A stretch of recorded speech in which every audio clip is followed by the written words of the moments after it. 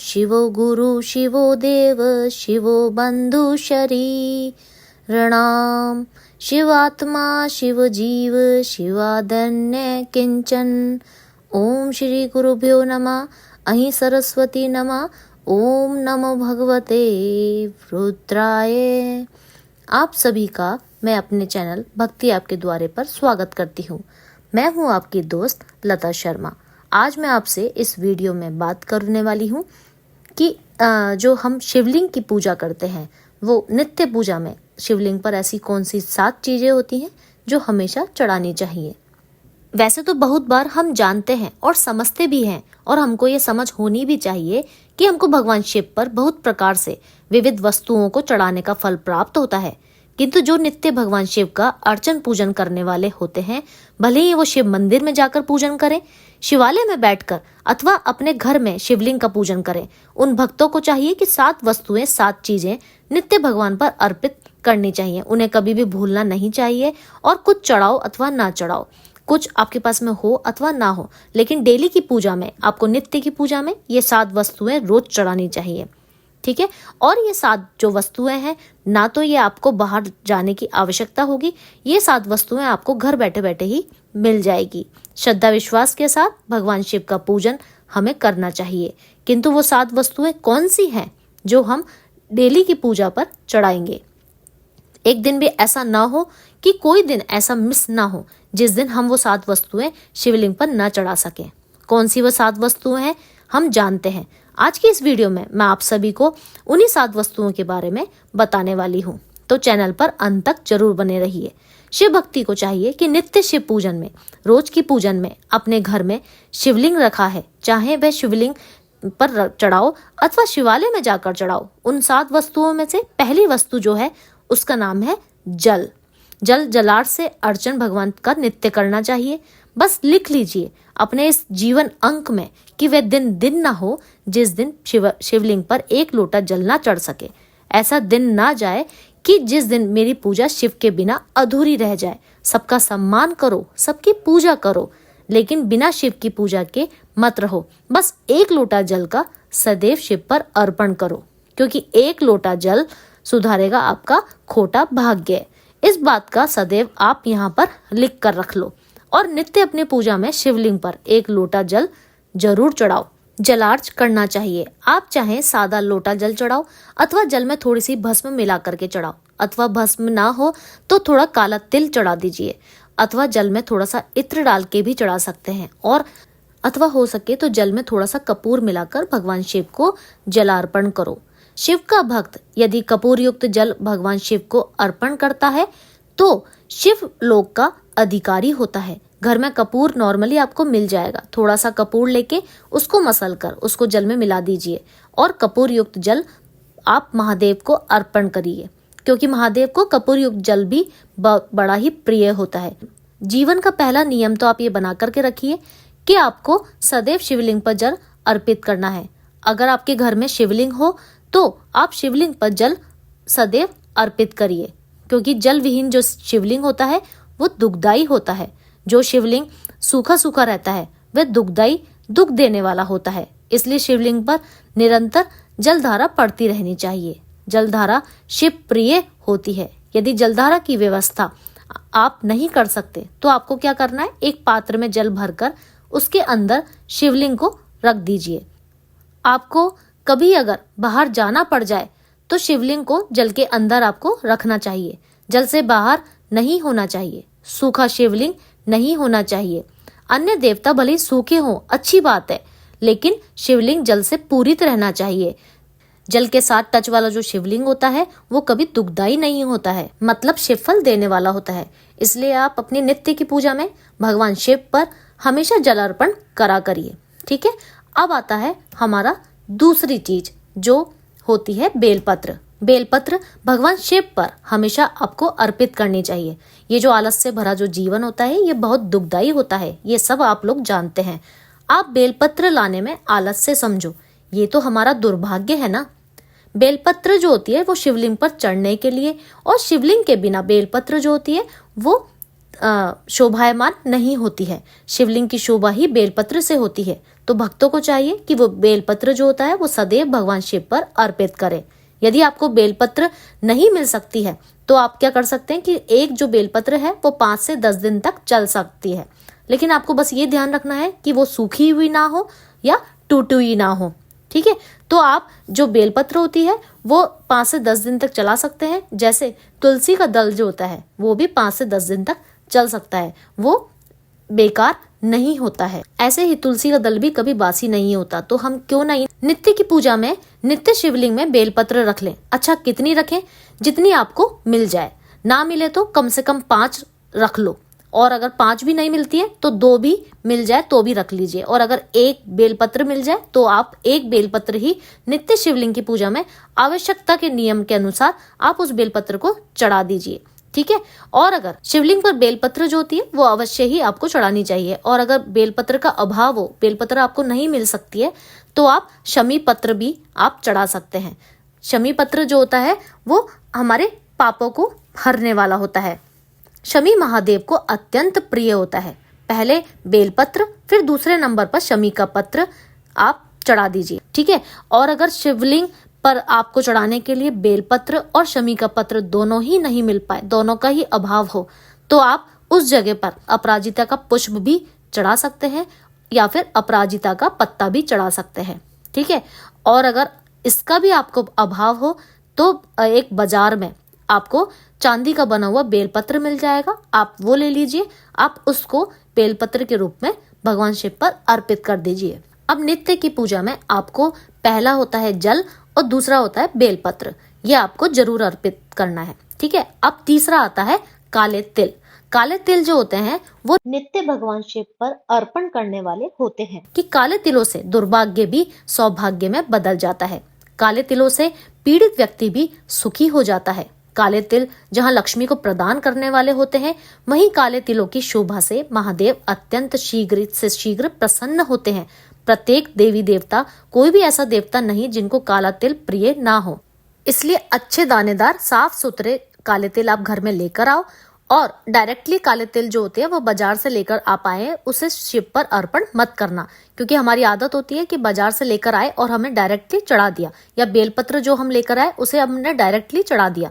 लेकिन पहले आपको क्या करना है, पहले अच्छी तरह से आपको बेलपत्र को भी धोना है, काले तिल को भी धोना है। अच्छी तरह से धोने के बाद में धूप में सुखा लो, तब जाकर एक एक काला तिल छाटो और 21 काले तिल शिवलिंग की जो ऊपर की पिंडी होती है उस भाग पर आप चढ़ा दीजिए। काले तिल जो होते हैं वो अर्पण करने चाहिए, क्योंकि शिवलिंग का कभी भी ऊपरी भाग सूना नहीं रखा जाता। जिस पर जल गिरता है, जल हरि का, उस पर ऊपरी भाग जो होता है शिवलिंग के ऊपरी भाग को कभी भी खाली मत रखना। ये लिंग पुराण में लिखा हुआ है, इसलिए वहां पर काले तिल शोभायमान होते हैं। इसलिए बेलपत्र शिवलिंग के ऊपरी ही भाग पर काले तिल भी चढ़ते हैं और बेलपत्र भी अर्पित की जाती है। बस ये आप मोटा मोटा समझ लीजिए कि काले तिल सब दुखों की दवाई होती है, सब समस्याओं की एक ही दवाई है, वो होती है काला तिल। तो काला तिल महादेव पर अर्पण करो, चाहे 21 करो, 108 करो, 11 करो, 5 करो, जितने आप कर सकते हो उतने करो। लेकिन शिव पर एक दाना भले ही काला तिल चढ़ना चाहिए, लेकिन वह काला तिल जरूर चढ़ना चाहिए। ये थी हमारा तीसरी चीज। अब आती है हमारी चौथी चीज, जो है भस्म। आप अपने महादेव को भस्म से शोभायमान कर सकते हैं, बना करके आप रखना चाहिए। क्योंकि मेरे महादेव को अन्य देवी देवताओं की तरह वस्त्र आभूषण नहीं चाहिए, उन्हें वस्त्र नहीं चाहिए, उन्हें तो केवल भस्म चाहिए। चिता भस्म लेपम, तो महादेव को आप भस्म लेप बड़ा प्रिय होता है। ये शिव पुराण में लिखा भी है।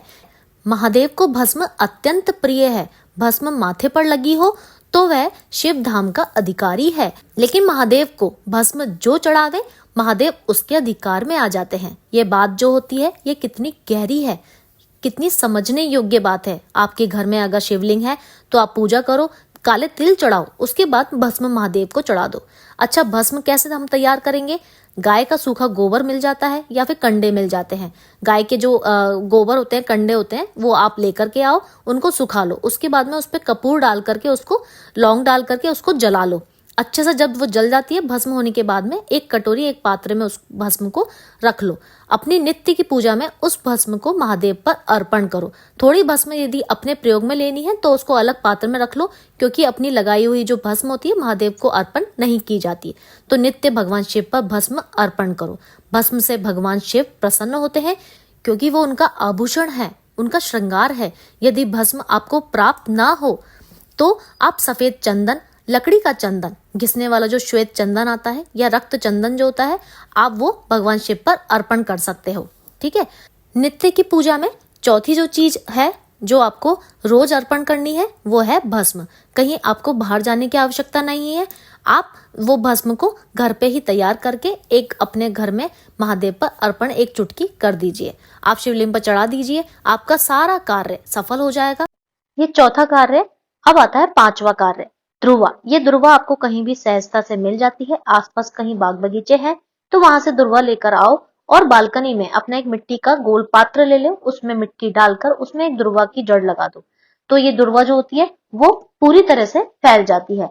और दुर्वा जो होती है वो तो धूप खूब की खूब, मतलब कि जो दुर्वा होता है उसका तो मतलब ही होता है कि जो खिलती हो, जो खिलाए, जो समर्पण देती हो, वो दुर्वा है। तो वो दुर्वा भी महादेव पर अर्पण करी जा सकती है। नहीं तो आपको चाहिए कि 3 मुख वाली दुर्वा, 5 मुख वाली दुर्वा, सफेद मिल जाए तो सफेद भी चलेगी, या फिर हरी मिल जाए तो भी चलेगी। लेकिन रोज की पूजा में कम से कम 5 से लेकर 21 दुर्वा तो शिव पर अर्पण कर ही सकते हैं। क्यों चूकना? जब सरलता से आपको मिल रही है हर एक चीज, तो क्यों चूकना? मेरे महादेव ने आपसे सोना चांदी हीरे मोती की डिमांड नहीं करी है। वह चाहते हैं कि मेरा भक्त मुझे वह अर्पित करे जो उसको कहीं से कुछ ना मिले तो दुर्वा भी चल सकती है। यह 3 मुखी दुर्गा, 5 मुखी दुर्वा आप भगवान शिव पर अर्पण करने वाले बनो और डेली के रूटीन में, क्योंकि दुर्वा वंश की वृद्धि करती है। दुर्वा खुशहाली का प्रतीक है, प्रसन्नता का प्रतीक है। पति पत्नी में मनमुटाव होता है, दुर्वा अर्पण करने वाले बनकर घर के अंदर अगर मानसिकता बिगड़ रही है तो वहां पर भी आप दुर्वा अर्पण करने चाहिए। शिव को दुर्वा बड़ी श्रेष्ठ होती है। शिव की पूजा में डेली अर्पण करनी चाहिए। रोज की पूजा में आपको दुर्वा अवश्य ही भगवान शिव पर अर्पित करनी चाहिए। अब आता है छठी चीज जो होती है अक्षत। अक्षत का मतलब अधन शत, शत का मतलब टूटा। अ माने जो ना टूटा हो, मतलब जो अखंडित हो, जो टूटा हुआ ना हो, खंडित ना हो, ऐसे पूर्ण चावल शिव पर अर्पित करने चाहिए। चावल भगवान पर चढ़ाया करो, चाहे 21 चावल चढ़ाओ, चाहे 5 चावल चढ़ाए, लेकिन शिव पर आपको अक्षत अवश्य ही चढ़ाने चाहिए। अक्षत जो आपके कार्य को प्रगति की ओर लेकर जाता है, इसलिए बिना टूटा हुआ चावल शिव पर चढ़ाओ। लेकिन कैसे चढ़ाओ? जैसे आपने काले तिल को धोकर रखना है, ऐसे आप बाजार से बढ़िया से चावल लेकर आओ, पूरे बढ़िया वाले, उनको भी आप धो करके उसी तरह से रख लीजिए। ठीक है। फिर उनको सुखा लीजिए। कोई भी वस्तु भगवान शिव पर, चावल हो या तिल हो या ध्रुवा हो, उनको सबको आपको धो करके ही चढ़ाना है, डायरेक्टली आपको नहीं चढ़ाना है। उनकी शुद्धता का आपको ध्यान रखना चाहिए। आप केवल आंख बंद करके चढ़ा दें, ऐसा नहीं होना चाहिए। किसी भी वस्तु को जब भी आप खाने में काम में लेते हैं तो भी आप बाजार से लाकर उसे धोते हैं, आप अपनी शुद्धता का ध्यान रखते हैं। वैसे ही आपको भगवान की शुद्धता का भी ध्यान रखना चाहिए। डिब्बी में फिर उसको पैक कर लो और रोज 21 चावल को या 5 चावल को आप निकालकर भगवान शिव पर अर्पण करो। मंत्र आपके जुबान पर होना चाहिए, ओम नमो भगवते रुद्राय। ये हो गई हमारी छठी चीज जो आपको भगवान शिव पर अवश्य अर्पण करनी चाहिए। डेली रूटीन में आपको यह जरूर अपनाना चाहिए। ये आपका कभी भी छूटना नहीं चाहिए। अक्षत अर्पण करो। और अब आती है 7वीं चीज जो महादेव ने आपको स्वाभाविक दी है। कहीं से उधार लेने की आपको आवश्यकता नहीं है, किसी से मांगने की आवश्यकता नहीं है, बाजार से लाने की आवश्यकता नहीं है। आप जानते हो वो वस्तु क्या दी भगवान ने आपको? वह है नमस्कार। आपको कहीं पर भी शिव का मंदिर मिल जाए, शिवालय मिल जाए, या शिव की शिखर का ध्वजा मिल जाए, शिव की शिखर का दर्शन हो जाए, रास्ते से मार्ग से आप कहीं भी जा रहे हो, आपको भगवान का मंदिर मिल जाए, आप तुरंत ही अपने दोनों हाथों को अथवा सिर झुकाकर प्रणाम कर दो। अगर आप कहीं गाड़ी से जा रहे हो, शिवालय मिल जाए, सिर झुका करके प्रणाम कर दो। क्या जा रहा है हमारा? महादेव को सबसे प्रिय है नमस्कार। प्रणाम तो भगवान को अर्पित करना ही चाहिए। कहीं पर भी आप रास्ते से जा रहे हो, कहीं पर भी आपको शिव मंदिर मिल जाए, इतनी निष्ठा हो शिव भक्ति के अंदर कि अपने महादेव को देखकर आत्मा आपकी तृप्त हो जाए, तुरंत सिर झुक जाए। महादेव के ओम नमो भगवते रुद्राय समर्पित होने का भावार्थ है। नमस्कार शिवे, भक्ति शिवे, भक्ति शिवे, भक्ति शिवे शिवे, अन्यथा शरणम ना अस्ति त्वमेव शरणम मम है महादेव। मैं आपको प्रणाम करती हूँ क्योंकि मैं आपकी शरणागति को स्वीकार कर चुकी हूँ। मैं आपकी हो चुकी हूँ, आप मेरे हो चुके हो। मैं शिव की हूँ, शिव मेरे हैं। ये समर्पित भाव मैंने आपके लिए अब समर्पित कर दिया है। मैं कुछ और चढ़ाऊं या ना चढ़ाऊं, लेकिन अपने आप को मैंने आपको समर्पित कर दिया है। अब आप मेरे नमस्कार को, मेरे प्रणाम को, मेरी शरणागति को स्वीकार करने वाले बनो। अब जो 7 वस्तुएं हैं वो क्या है? जल, दूसरा बेलपत्र, तीसरा शमी पत्र, काले तिल, भस्म, दुर्वा, अक्षत। लेकिन 7वीं वस्तु जो अनमोल है और महादेव ने आपको दी है वह है आपका समर्पण, नमस्कार भाव। कहीं पर भी शिवलिंग मिल जाए, कहीं पर भी आपको शिवालय मिल जाए, कहीं पर भी शिव मंदिर मिल जाए, श्रद्धा इतनी ऊंची होनी चाहिए कि वहीं पर सिर झुक जाए। आपके रास्ते में निकल रहे हो, शिवालय आ गया, प्रणाम करके चले जाओ। रास्ते में घूमने जा रहे हो, शिवालय मिल जाए, प्रणाम करके चले जाओ। आनंद आता है, तुम शिव के बन गए हो। इसका लक्षण यह है कि जहां शिव दिखे वहां हम शरणागति भाव को स्वीकार कर लेते हैं। शरणागत भाव से प्रणाम भगवान को प्रणाम कर लेते हैं। 7वीं वस्तु भगवान शिव को जो आपने डेली अर्पण करनी है वह है नमस्कार, प्रणाम, शरणागत। ये शरणागति का भाव नमस्कार है। 7 वस्तुएं आपने डेली शिव को अर्पण करनी है। दोहरा लीजिए, पहली जल, दूसरा बेलपत्र, तीसरा काले तिल, चौथा भस्म, 5वां दुर्वा, 6वां अखंड अक्षत माने चावल और 7वां नमस्कार। कुछ ना मिले नमस्कार, कहीं आप 4-5 दिन के लिए सफर में हो, शिवालय नहीं जा पा रहे हैं, तो शिव मंदिर दिख जाए, बस मान लो कि महादेव ने कृपा कर दी। अब प्रणाम कर दो, क्योंकि ये आंखें भी बड़ी अद्भुत है।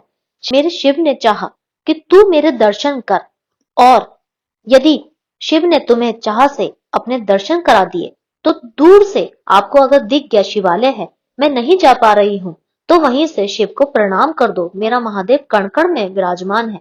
यह भाव के साथ ये 7 वस्तुएं आप शिवलिंग पर अवश्य अर्पण करके आना और भूलना मत, चूकना मत। डेली नित्य की पूजा में, आपको नित्य की पूजा में केवल एक दिन की बात नहीं कर रही हूँ, नित्य की पूजा में आपको 7 चीजें भगवान को अर्पित जरूर करनी है।